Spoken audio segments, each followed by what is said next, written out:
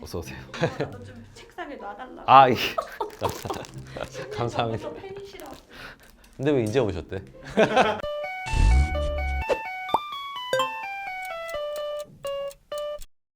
안녕하십니까. 가치 투자에 대한 궁금증을 풀어드리는 최준철 선생님입니다. 좀 더 잘 전달을 하기 위해서 칠판도 새로 구매를 했습니다. 지난번에 그 하얀 칠판이 잘 안 보인다고 하시는 분들이 계셔가지고 투자를 좀 했습니다. 제가 유튜브 영상의 댓글들을 보는데 매매를 어떻게 하는지 궁금해 하시는 분들이 많으시더라고요. 그래서 저는 옛날 제 강의에서 그 처음에 주식을 살 때 완전히 매도를 할 때 그 얘기를 드려서 궁금증이 해소됐을 거라고 생각을 했는데 또 보유 중인 동안에는 매매를 어떻게 해야 되는지 그 부분에 대해서만 따로 오늘 말씀을 드려보도록 하겠습니다. 가치 투자자의 매매 기법을 배우는 것입니다. 제가 사용하는 매매 기법은 총 3가지가 있습니다. 그 첫 번째는 바로 물타기입니다. 이해를 돕기 위해서 그래프를 하나 그려놓고 시작을 할게요. 시간축이 있고 가격축이 있고요.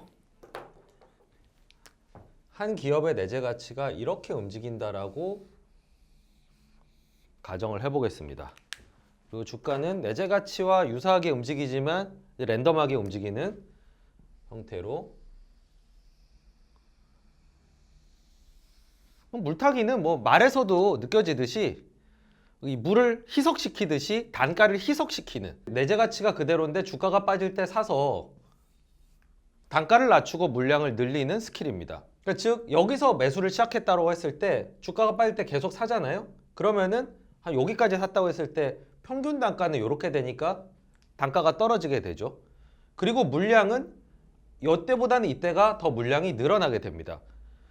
그러니까 주가가 반등을 하게 되면은 애초에 아무것도 안 하고 있을 때보다 물타기를 하게 된 결과가 수익률을 더 키우게 되는 거죠. 그것이 바로 물타기의 장점입니다.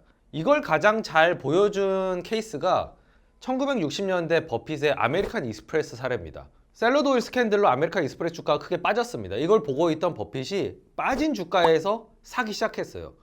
그런데 이 사안이 크고 사람들이 겁을 내다 보니까 이제 계속 그 이후에도 빠지는 겁니다. 근데 버핏은 계속 샀어요. 그러니까 아메리칸 익스프레스의 매수 단가도 낮아지고 물량도 더 늘어나서 결국 외해가 해소됐을 때 더 큰 수익을 거둬서 버핏의 화려한 투자 커리어에서도 대표적인 사례로 언급될 만큼의 수익을 거두게 된 거죠. 물론 이 경우는 내재 가치가 그 증가하거나 일정하게 유지됐던 경우에 한한 거죠. 물타기의 단점은 많은 모멘텀 투자자들이 격언을 인용해서 공격을 하는 것처럼 떨어지는 칼날을 잡지 마라라는 데에서 비롯됩니다. 주가가 빠지는 국면에서는 결국 이게 뭔가 안 좋은 이유가 있을 거다. 내재 가치가 뭐 줄어들거나 이런 배경이 있을 거기 때문에 그게 다 드러나기 전에 빠져나와야지 이걸 더 사면은 손실을 키운다. 이제 이런 주장입니다. 일리가 있는 얘기입니다. 내재 가치가 이렇게 하락하게 되는 경우에 빠진 걸 사는 게 의미가 없는 거죠. 왜냐하면 가치가 가격보다 더 빠르게 떨어졌으니까. 이 경우는 물론 물타기를 하면 손실을 키우게 됩니다. 그러나 내재 가치가 이 위에 있다면, 일정하게 유지된다면 물타기는 효과가 있는 거죠. 결국 이 내재 가치의 향방이 물타기의 효과를 가르게 되는 겁니다. 제가 사용하는 두 번째 매매 기법은 불타기입니다. 자, 물타기와 이제 반대말이죠. 주가가 빠질 때가 아니라 주가가 올라가는 국면에서 매수 단가보다 높지만 계속 사들어가는 방식입니다. 그러니까 불이 이제 붙는데 계속 탄다. 이래서 이제 불타기란 그 표현을 사용을 하게 됩니다. 이 국면이라고 할 수 있겠습니다.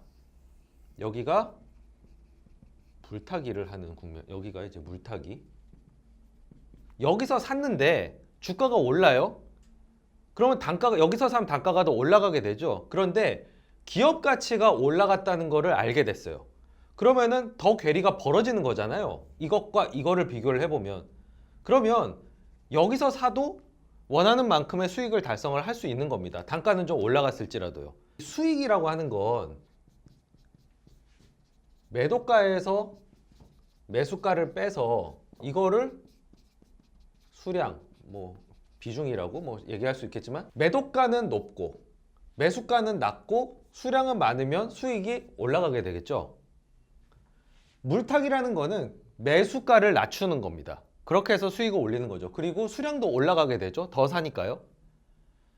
불타기는 매수가는 좀 올라가지만 수량을 더 올려서 수익을 극대화하는 방식입니다. 여기서 샀는데 여기서 비중을 예를 들면 한 5% 정도를 샀어요. 근데 쭉 올라가니까 이제 해피하다. 주가가 올라가서 난 이제 돈을 벌고 있다. 근데 계속 주가가 올라갔을 경우와 단가는 다소 올라갔지만 기업 가치가 올라가는 거 파악하고 이거를 10%의 비중으로 확대한다면 결국에 주가가 올랐을 때 전체적인 수익은 더 커지게 되는 거죠. 그게 바로 불타기의 효과입니다. 그리고 불타기를 구사해야 되는 순간이 하나가 더 있습니다. 그것은 바로 우리가 리서치를 한다지만 그 순간에 이 기업에 대한 모든 내용들을 다 알 수가 없습니다. 저도 마찬가지입니다. 공부하다 보면 새로 알게 되는 게 있고 안 보이던 미래가 보이게 되는 경우가 있거든요. 원래는 여기까지밖에 안 보였었는데 이게 공부를 통해서 이 정도까지 더 보이게 됐다.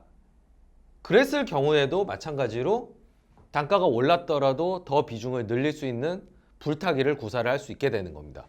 불타기의 장점을 잘 보여주는 케이스는 버핏의 가이코 사례입니다. 버핏이 가이코에 처음 투자한 게 1976년이었습니다. 그때는 이제 일부분의 주식을 사게 된 거죠. 76년부터 95년까지 가이코 주가가 꾸준하게 올랐는데 버핏이 계속 수량을 늘려갑니다. 계속 매수를 해 나갑니다. 그러다 95년에 완전히 다 사게 된 거거든요. 그냥 오르기 때문에 더 올라가서 버핏이 샀느냐, 그게 아니라 내재 가치가 더 올라갔다는 걸 파악하고 더 사고 또 올라간 걸 보고 더 사고 이렇게 해서 궁극적으로는 더 큰 수익을 만들게 된 게 버핏이 불타기를 구사를 했기 때문입니다. 불타기의 단점은 단가가 올라간다는 데 있습니다. 아무래도 가치 투자의 관점에서 보면은 더 낮은 가격에 사야지 투자가 안전해지잖아요. 근데 단가가 올라갔으니까 그만큼 내재 가치가 올라갔다는 이 정확도가 높아야 됩니다. 만약에 이게 이렇게 가지 않고 그냥 제자리였다고 하더라도 이 내재 가치와 가격 격차가 좁아들기 때문에 리스크가 이 국면에서는 늘어나게 되는 셈이 되는 게 불타기의 단점입니다. 그러니까 보통 떨어지는 칼날을 잡지 마라 라는 격언으로 얘기하시는 분들이 우려하는 부분들이 실현이 되는 게 결국 내재 가치에 대한 향방을 맞추지 못했을 때 그 손해를 감수를 해야 됩니다. 세 번째 매매 기법은 갈아타기입니다. 주로 하락장에서 저희가 물타기를 많이 사용을 하게 됩니다. 하락하게 되면 전체적인 종목들의 주가가 다 빠지게 되죠. 근데 우린 내재 가치가 일정하다고 생각하는 종목들에 한해서 계속 주식을 사다 보면 하락장이 길어질수록 현금이 말라가게 됩니다. 근데 그때 새로운 매력적인 종목이 나타났다. 이럴 때는 결국 매력도가 떨어지는 기존 종목을 팔고 그만큼으로 새로운 아이디어의 종목을 사야 되는 겁니다.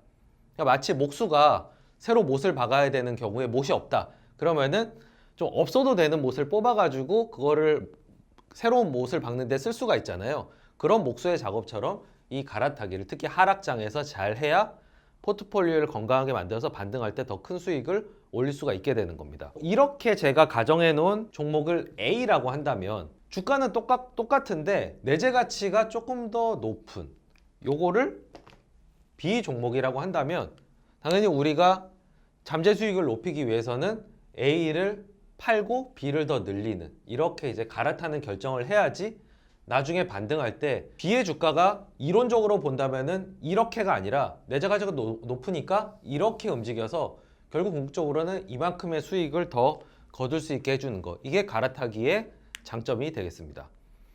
근데 갈아타기의 단점은 역시도 이제 잘 모르고 했을 경우인데 이게 피터 리치가 얘기하는 꽃을 뽑고 잡초에 물을 주는 이렇게 판단을 했었는데 알고 보니까 B가 내재 가치가 얘보다 더 낮았다. 이렇게 되면은 A를 계속 유지한 것보다 못한 결과를 갖고 오게 되는 거죠. 이 경우도 내재 가치 판단이 굉장히 중요한 가늠자가 되는 겁니다. 또 이렇게 세 가지 외에도 현실에서 구사하는 한 가지 더 방법이 있습니다. 그것은 바로 리밸런싱이라는 방법입니다. 포트폴리오에 A, B, C, D, E 이렇게 종목이 있고 비중이 뭐 5%, 3%, 1%, 1% 이렇게 돼 있다고 가정을 한번 해보겠습니다. A 종목은 올랐어요. 그래서 5.5%가 됐습니다. 그리고 B는 좀 빠져가지고 2.8%가 됐고 얘는 그대로라서 1%. 이렇게 주가가 변동하게 되면은 이 비중이 움직이게 됩니다. 근데 이 경우에 포트폴리오 매니저의 지향점에 따라서 이 비중들을 추가로 리밸런싱을 통해서 관리를 할 수 있습니다. 예를 들면 어떤 매니저는 나는 최대 비중을 5%로 관리하고 싶다. 너무 비중이 많아지면 내가 판단을 잘 못하더라. 이런 경우에는 5%인데 5.5%가 됐으니까 이것을 0.5%만큼 줄여서 5%로 되돌리고 싶을 겁니다. 최대값을 관리하는 과정에서 이렇게 덜어내는 거를 헤어컷이라고 부릅니다. 머리를 이렇게 자르는 것처럼 요만큼을 0.5%만큼을 이렇게 잘라낸 거죠. 그리고 내재 가치가 단기간에 크게 변하지 않는다라고 생각하면은 사실 가격만 움직였을 뿐인 거잖아요. 근데 가격이 올랐다는 거는 그만큼 잠재 수익률이 떨어지고 오히려 주가가 빠진 게 잠재 수익률이 더 커졌다라고 볼 수가 있는 거죠. 그래서 이렇게 주가가 하락을 한 종목을 기계적으로 0.2%만큼 더 사 3%로 맞춰놓고 1.8% 떨어진 걸 2%로 맞춰놔서 싸진 가격을 이용해서 수량을 더 늘리는 겁니다. 이거를 채우기라고 합니다. 공식 용어라기보다는 실제로 제가 사용하면서 쓰는 용어입니다. 이렇게 포트폴리오를 관리를 하게 되면 좋은 게 일단 평정심을 유지를 할 수가 있습니다. 어떤 한 종목이 지나치게 많아진다든지 주가가 빠졌을 때 좀 기민하게 대응을 할 수 있어요. 뭘 다 확인하고 이런 게 아니라 일단 주가가 빠지면은 큰 가정의 변동이 없다는 가정으로 자연스럽게 그냥 물타기를 하게 되는 거죠. 그러면서 전체적인 포트폴리오를 평정심 있게 가져가는 게 이 리밸런싱의 장점이라고 볼 수가 있습니다. 대표적으로 조엘 글린블라트 선생님께서 이 방법을 쓰라고 얘기를 하고 계십니다. 그 주식시장을 이기는 작은 책을 보시면은 거기에 이제 이런 기법들을 어떻게 사용하는지가 나와 있고요. 주로 또 퀀트 펀드 같은 경우에서 많이 사용하는 그런 방식이라고 볼 수가 있겠습니다. 이렇게 가치 투자자들이 사용하는 다양한 매매 기법에 대해서 알아봤습니다. 단지 주가가 올랐다 떨어졌다 뿐만 아니라 내재 가치의 측정과 추적이 전제가 되어야 된다는 것을 아셨으리라 믿습니다. 이 영상을 촬영하고 있는 이 시기가 이 3분기 실적 발표에 좀 막바지에 접어든 시기인데요. 분기 실적이 전체 내재 가치를 대변하진 않지만 내재 가치의 방향성 그리고 측정의 힌트를 주기 때문에 그 즈음에서 많은 매매가 일어나게 됩니다. 여러분들도 적절한 매매 기법의 채택을 통해서 멋진 가치 투자하시기를 바라겠습니다. 네, 제 강의는 여기까지였습니다. 들어주셔서 감사합니다.